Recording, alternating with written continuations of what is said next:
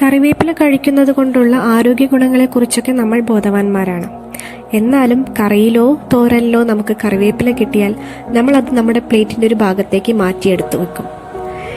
ഇങ്ങനെ മാറ്റി വെക്കുന്നത് കൊണ്ട് കറിവേപ്പിലയുടെ യാതൊരു ഗുണവും നമ്മുടെ ശരീരത്തിൽ എത്തുന്നില്ല.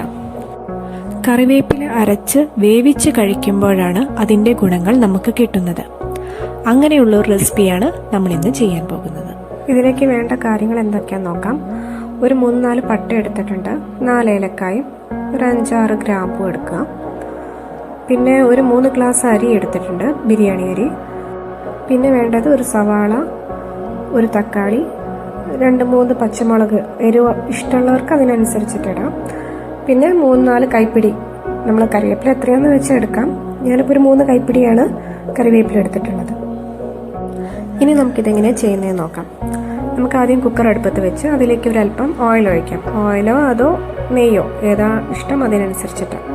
എന്നിട്ട് നമുക്ക് ഈ പട്ടയും ഗ്രാമ്പും ഏലക്കായൊക്കെ അതിലിട്ടൊന്ന് മൂപ്പിച്ചെടുക്കാം.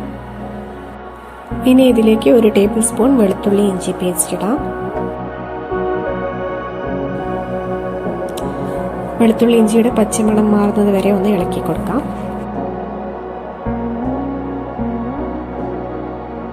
ഇനി നമുക്ക് ഇതിലേക്ക് അരിഞ്ഞു വെച്ച സവാളയും പച്ചമുളകും ഇട്ട് കൊടുക്കാം.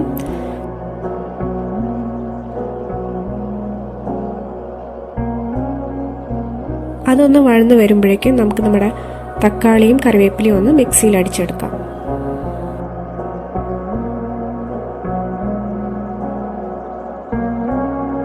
ഇപ്പം ഏകദേശം നന്നായിട്ട് വഴന്ന് വന്നിട്ടുണ്ട്.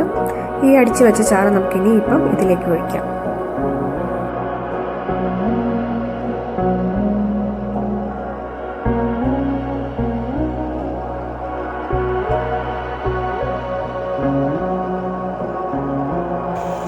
ഒരു മിനിറ്റ് ഒന്ന് ഇളക്കി കൊടുത്ത ശേഷം നമുക്ക് ഇതിലേക്ക് വെള്ളം ഒഴിക്കാം.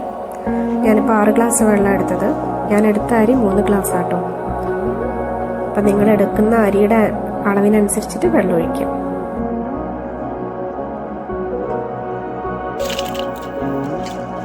ഇനി ഈ വെള്ളം നന്നായി തിളച്ച് വരുമ്പോൾ നമുക്കതിലേക്ക് അരി ചേർത്ത് കൊടുക്കാം.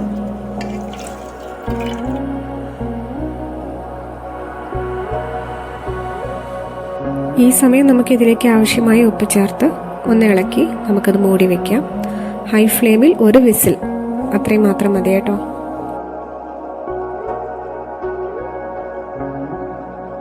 നമ്മുടെ ഹെൽത്തി കറിവേപ്പില റൈസ് റെഡി ആയിട്ടുണ്ട്. എല്ലാവരും ഒന്ന് ട്രൈ ചെയ്ത് നോക്കൂ കേട്ടോ.